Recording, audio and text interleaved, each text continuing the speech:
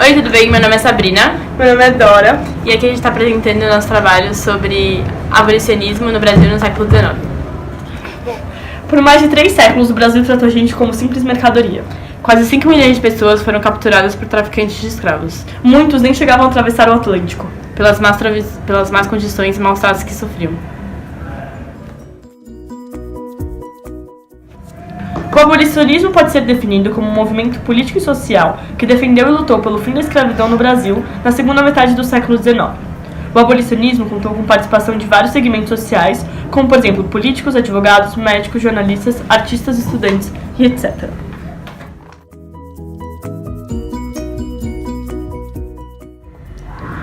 A campanha abolicionista no Brasil ganhou força especialmente na segunda metade do século XIX, após a Guerra do Paraguai, que durou de 1864 até 1870. A década de 1870 foi marcada por diversas ações importantes para compreender o contexto do abolicionismo no país. A criação do Partido Republicano, da Sociedade de Emancipação do Rio de Janeiro e da Sociedade Emancipadora do Elemento Servil são acontecimentos de destaque no período. Além disso, nos meados do século XIX, a Inglaterra estava fazendo muita pressão para acontecer a abolição da escravatura no Brasil, porque por mais que os britânicos estavam alegando propósitos humanitários para acabar com a escravidão, no fundo tinha muito interesse econômico, porque uma vez que a Inglaterra era um dos maiores fornecedores de produtos para o Brasil,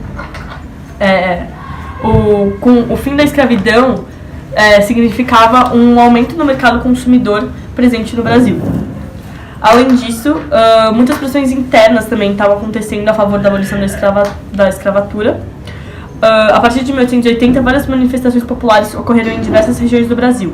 Intelectuais e integrantes da classe média urbana eram os principais grupos que, através de manifestações, exigiam o fim da escravidão.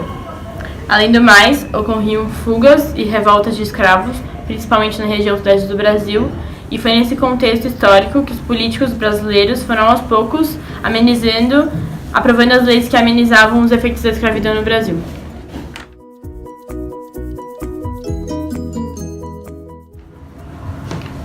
O movimento abolicionista precisou esperar.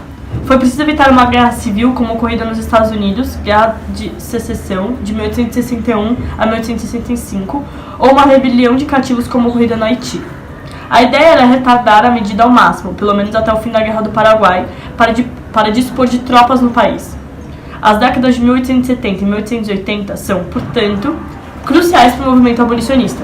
Os abolicionistas estavam divididos em 2 grupos, os moderados e os radicais, mas eles já tomavam as ruas, a imprensa e fazendo circular seus ideais e ganhando muito apoio em relação a isso.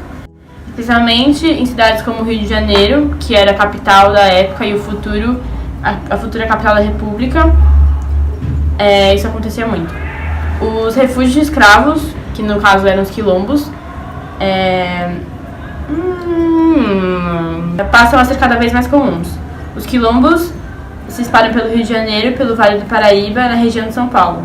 Alguns são famosos como o Quilombo do Jabaquara e o Quilombo do Leblon.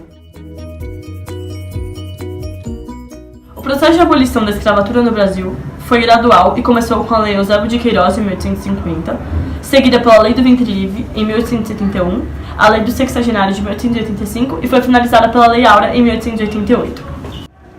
Nossa, tô um pouco. Eu sei, porque...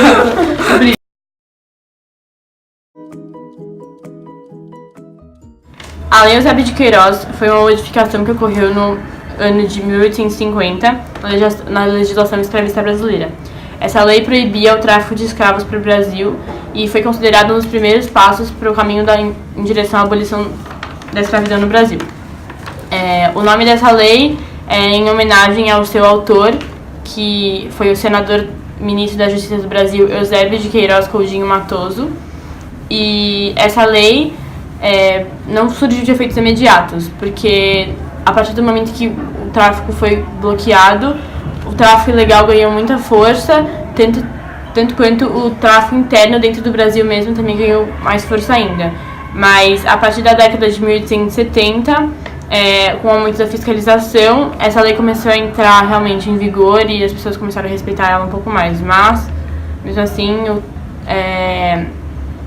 quando começou a faltar mão de obra escrava por conta dessa proibição do tráfico, os senhores das fazendas começaram a procurar trabalho assalariado nos países da Europa, que no caso são os imigrantes de Itália, Alemanha, por exemplo.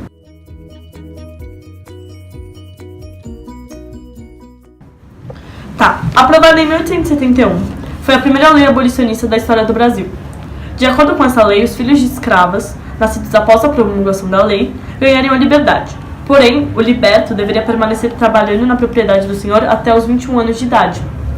Essa lei foi muito criticada negativamente pelos abolicionistas, tendo como principal argumento de que esses libertos tinham que trabalhar para seus donos durante a fase mais produtiva da vida. Logo, os senhores iriam explorar ao máximo esta mão de obra até ele ganhar a liberdade.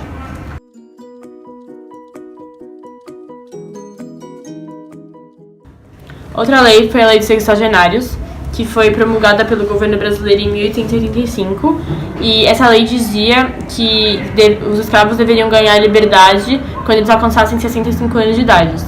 Mas essa lei foi uma lei que ganhou muitas críticas dos abolicionistas também, porque dificilmente um escravo chegava a essa idade.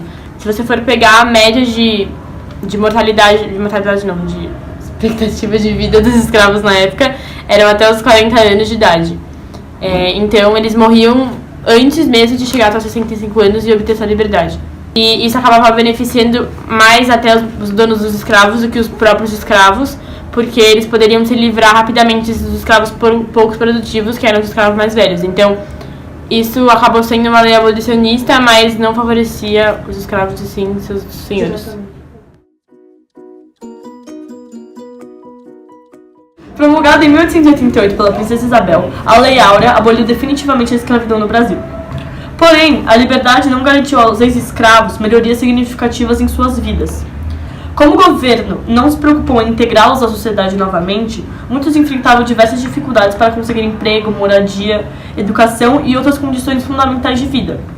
Vale lembrar que muitos fazendeiros preferiam importar a mão de obra europeia do que a mão de obra de ex-escravos assalariados. Então, algumas figuras abolicionistas principais do Brasil são Rui Barbosa, que foi um político, escritor e diplomata; José do Patrocínio, que foi um jornalista, escritor e ativista político; Ângelo Agostini, que foi desenhista e cartunista; Joaquim Nabuco, que foi diplomata, historiador e político; Tobias Barreto, que foi um poeta e um intelectual; e Castro Alves, que foi um poeta da época.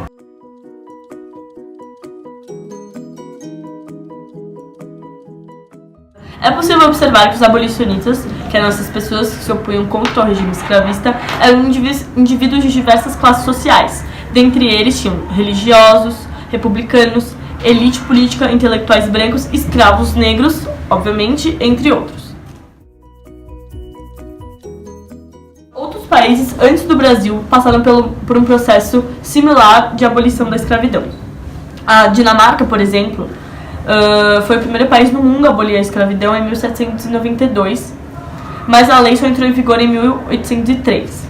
Portugal também pode ser considerado um país pioneiro nesse processo da abolição, porque a abolição nesse país foi declarada em 1761. Porém, mesmo após em 1761, o Império Português continuou a transportar escravos nos navios negreiros até as colônias portuguesas, o que levou à abolição definitiva somente em 1869. Na França, após a Revolução Francesa em 1789, decidiu abolir a escravidão no país em 1794. Porém, foi em 1848 que o regime escravista desapareceu definitivamente do país. O Reino Unido também, através do ato contra o comércio de escravos, proibiu o comércio de escravos e, mais tarde, a ata de abolição da escravidão, em 1833, libertou os escravos definitivamente. Dos países da América Latina, o Brasil foi o último a abolir a escravidão, em 1888, ficando para trás de Cuba, em 1886, e de Porto Rico, em 1873. Então, como conclusão, a gente pode perceber que a abolição da escravatura, primeiramente, foi um processo gradual, que aconteceu por leis que foram feitas em épocas diferentes, e uma lei foi levando a outra para conseguir definitivamente abolir a escravidão. Outra forma de conclusão que a gente teve foi que, mesmo após a Lei Áurea, ou seja, a abolição da escravidão no Brasil, muitos casos ainda eram encontrados de escravidão no Brasil. Então, uma coisa que a gente pode concluir foi que, mesmo uma lei dizendo que foi abolida a escravidão, isso não significou que a escravidão acabou definitivamente. Então, era uma coisa que era bem comum você ver no Brasil, acontecendo ilegalmente, e as pessoas tratando isso com muita normalidade. A gente pode perceber que o governo brasileiro ele não conseguiu reintegrar novamente esses escravos a uma sociedade. Então, por mais que a abolição fosse, por mais que a escravidão, foi abolida, esses escravos eles não tinham condições de viver realmente como cidadãos. Eles não eram contratados para trabalhos assalariados, eles não tinham casa, eles não tinham educação, então eles não conseguiam ter uma condição de vida normal, de vida livre, podemos dizer assim. E isso acabou deixando no Brasil cicatrizes enormes que são refletidas até hoje. Então, a gente pode perceber que muitos negros hoje em dia ainda são vistos como uma classe inferior, uma raça inferior e muitas vezes eles têm trabalhos, por mais que tenham uma mesma capacidade intelectual, eles têm trabalhos inferiores ao de pessoas de raça branca. Foi um processo de abolição meio mal feito, assim. Como a Dora falou, eles não foram inclusos de novo na sociedade, então essas cicatrizes no Brasil regem até hoje. Obrigada. É isso, tchau! Não deixe de curtir, deixar o seu comentário. Inscreva-se no canal!